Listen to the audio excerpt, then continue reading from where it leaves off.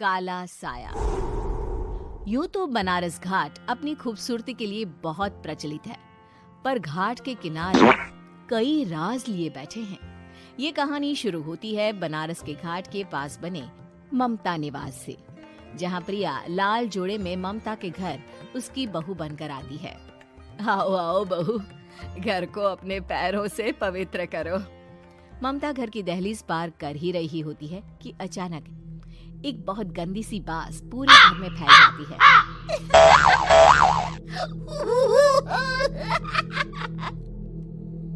ये बदबू और ये आवाजें, ये कौन हंस रहा है माँ? अब ये पड़ोसी ना हमारे थोड़े अलग से है। कहाँ हम शाकाहारी और ये मांस मच्छी खाने वाले। छोड़, तू ध्यान मत दे और गृह प्रवेश कर। और हाँ बहू, अपनी सास की एक बात हमेशा याद रखना, इन पड़ोसियों से तो कभी बात नहीं करेगी।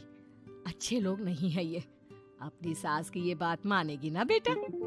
हाँ माँ, जो आपकी मर्जी, मैं उनसे बात नहीं करूंगी। अगले दिन प्रिया अपनी पहली रसोई बनाने रसोई घर में जाती है। ये छोकी बात तो नाक में जा रही है। एक काम करती हूँ, खिड़की खोल देती हूँ। प्रिया खिड़की खोलने जाती है। इतने जाले, लगता है इस खिड़की को कभी खोला ही नहीं गया। पर ऐसा क्यों? ओह, नॉन वेज की स्मेल आती होगी ना। 2 मिनट के लिए खोल लेती हूँ, फिर बंद कर दूंगी। प्रिया खिड़की खोलती है। खिड़की खोलते ही उसकी नजर सामने वाले घर की खिड़की पर पड़ती है, जहाँ एक लड़की खड़ी होती है। हाथों में मेहंदी, लाल रंग की साड़ी, बिल्कुल सजी धजी, मानो प्रिया की तरह ही वो भी नई नवेली बहू हो। वो प्रिया को देखकर मुस्कुराती है। हे भगवान, माँ ने तो इनसे बात करने को मना किया था। प्रिया फौरन ही खिड़की बंद कर देती है और तवे पर चढ़े रोटी की ओर देखने लगती है, पर वहाँ रोटी न होकर मछली पड़ी होती है। ये क्या? पहली ही रसोई में इतनी बड़ी गलती! हे भगवान, अब मैं क्या करूं? प्रिया बहुत डर जाती है और फौरन रसोई की सफाई करने और फिर सभी के लिए खाना बनाने लग जाती है। जब वो सबको खाना परोसती है, सब तो ठीक है, मैं बेकार में चिंता कर रही थी। हे भगवान, ऐसे ही बस अपनी कृपा बनाए रखना। रात के वक्त जब सब सो रहे होते हैं, तब प्रिया को पायल की आवाज सुनाई देती है, जिससे उसकी आंख खुल जाती है। ये पायल की आवाज कहाँ से आ रही है? प्रिया उठकर उस आवाज के पीछे छत की सीढ़ियों तक जाती है। तभी उसे बच्चे के रोने की आवाज आती है। प्रिया छत पर जाती है तो क्या देखती है? वही लाल साड़ी वाली लड़की अपनी गोद में एक नवजात बच्चे को घुमा घुमा कर सुला रही है। तभी प्रिया की नजर उसके पेट पर पड़ती है। ओह गॉड, ये तो प्रेग्नेंट भी है। सुनिए, बच्चा सो नहीं रहा है क्या? मैं कुछ मदद करूं? नहीं नहीं, आपके घर वालों को अच्छा नहीं लगेगा, मैं संभाल लूंगी। स्नेहा की गोद से बच्चा हाथ मारकर प्रिया की गोद में आने को छटपटाने लगता है। दोनों घर अगल बगल में बने होने के कारण प्रिया उस बच्चे को गोद में ले लेती है। प्रिया के पास आते ही वो सो जाता है। बच्चे का वो स्पर्श रात भर प्रिया भूल नहीं पाती और अगली सुबह वो छत पर कपड़े सुखा रही होती है। तभी उसे एक औरत इशारा करके बुलाती है।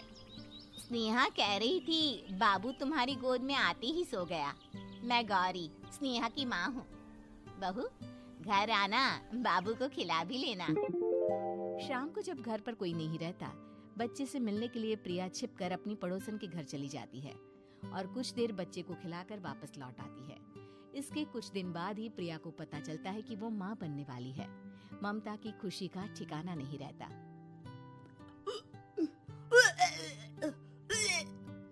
माँ जी, पता नहीं क्यों उल्टी आ रही है।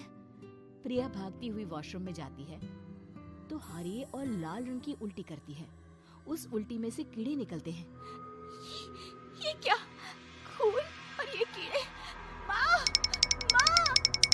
प्रिया की आवाज सुनकर ममता दौड़ कर आती है, पर बेसिन में कुछ नहीं होता। प्रिया हक्की बक्की रह जाती है। ये सब क्या हो रहा है? प्रिया घबरा जाती है और अपने कमरे में जाकर सो जाती है। डर के कारण वो इतनी थक जाती है कि उसकी आंख लग जाती है। तब उसे ऐसा लगता है उसके पेट पर मानो कोई बैठा हुआ हो। कौन हो? प्रिया के पेट पर एक 5 महीने की बच्ची बैठी हुई थी, जो बुरी तरह जली हुई थी। माँ, तुम ही मुझे लाई ना अपने पेट में। मैं तुम्हारी माँ नहीं हूँ। कौन हो तुम? माँ, देखो मैं जल गई बुरी तरह से। 6 महीने पेट में रहने को भी मुझे नहीं मिला। सहला दो ना माँ। बचाओ, बचाओ, माँ। ममता दौड़कर कमरे में आती है। प्रिया की बातें सुनकर वो सब समझ जाती है। तू कहीं बगल वाले घर में तो नहीं जाकर आई ना बहू? मुझे माफ कर दो, मैं गई थी माँ। उस घर में सब मरे हुए हैं बहू। कई साल पहले स्नेहा उस घर में बहू बनकर आई थी। कुछ ही दिन में वो एक बच्चे को जन्म देने वाली थी। पूरा घर बच्चे के आने की खुशी में खोया था कि एक दिन अचानक उस घर में आग लग गई। सब बुरी तरह जलकर मर गए। गौरी आज भी दादी बनने का इंतजार कर रही है और इसीलिए स्नेहा ने अपना